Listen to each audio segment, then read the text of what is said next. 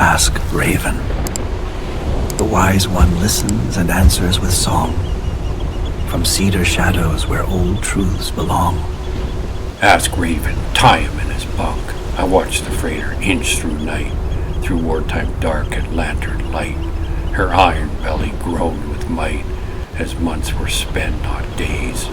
No hurried tide, no merciful breeze, just endless watch on haunted seas, where men forgot the land with ease and memory decays. Below the deck where shadows cling, where bulkheads hum and bottles sing. I watch the slow unthreading bring their discipline undone. They counted time in broken sleep, in cups too full, in debts too steep, and promises they swore to keep until the dawn, then none. They loaded cargo hand by hand, by crate by barrel, brand by brand, so every soul could understand what fed the ship with fear. They knew the weight of shells and grain, the oil's worth, the steel's cold chain, and knew the liquor eased the strain that crept with distance near. The cases shifted not by chance, but careful theft and circumstance.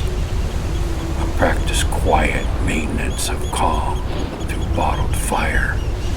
They drained the glass and broke the wood, declared it lost as sailors could, and paid the sea in lies they stood, too tired to inquire. Most drank and laughed and stayed still men, but one step past the now and then.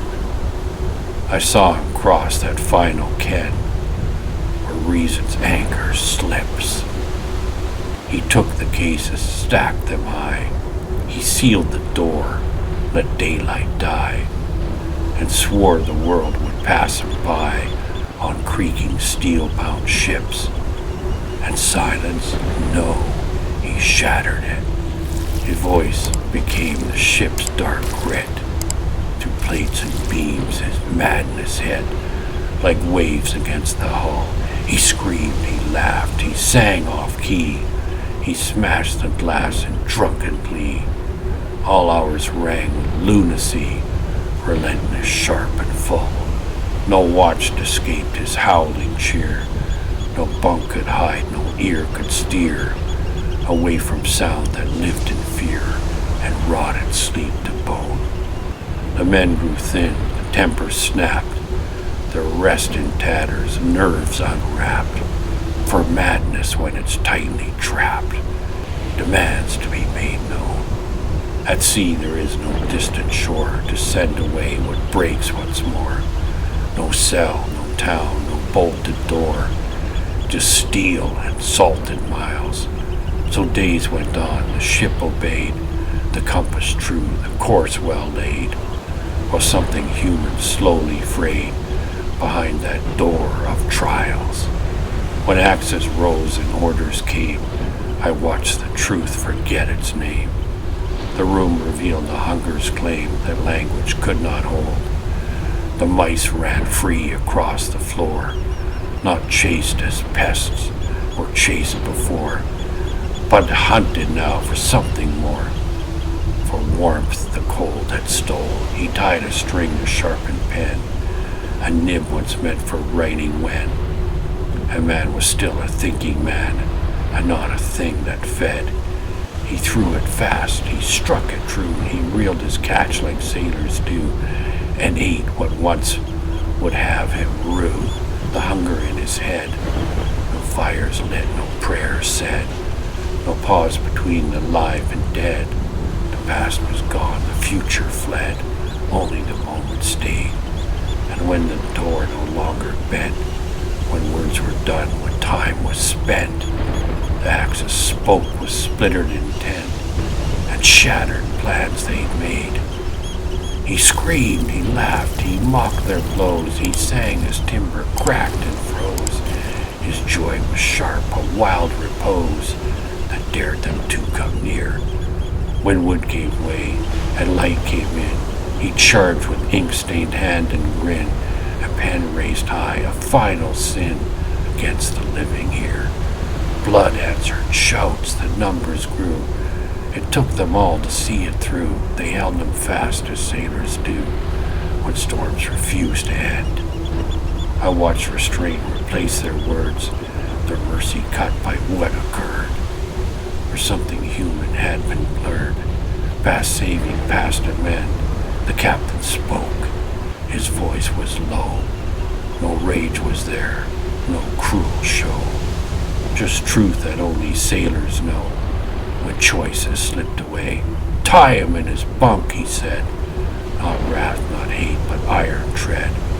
A living man too far from thread to trust another day. The ship went on, the sea stayed still. The horizon bent toward her will. Days later, land rose, pale and chill, a promise long delayed. They took the man, they bore him off to rooms where broken minds are scoffed. From wandering back to decks too soft, from bargains madness made. And still I watched the freighter glide, its wake a whisper thin and wide. The men spoke less, they turned inside. The calm felt falsely earned. For voyages do not strike at once, they take in parts, in subtle runs. Till rules grow thin and mercy shuns the lesson not yet learned. First comes the weariness of bone, then comes indulgence overgrown, then comes permission quietly shown as lies begin to bend. And last comes truth, stripped raw and bare, the feral self that waited there for isolation's open air to call it friend. Who ask me why such orders stand, why rope replaces helping hand, why bunks become the final land between the crew and worse. Because to save the many souls one must restrain when madness steals, and sea remembers all it seals.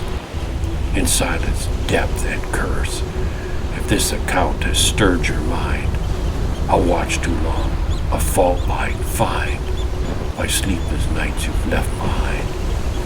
You are not cast alone. You may yet throw a line ashore at ghostboatadventures@gmail.com. For words like rope still serve a role where truth is better known. If you would keep these stories lit, there is a link the About section keeps. One soul is tossed $10 weight to keep this vessel strong. What you forget, Raven remembers.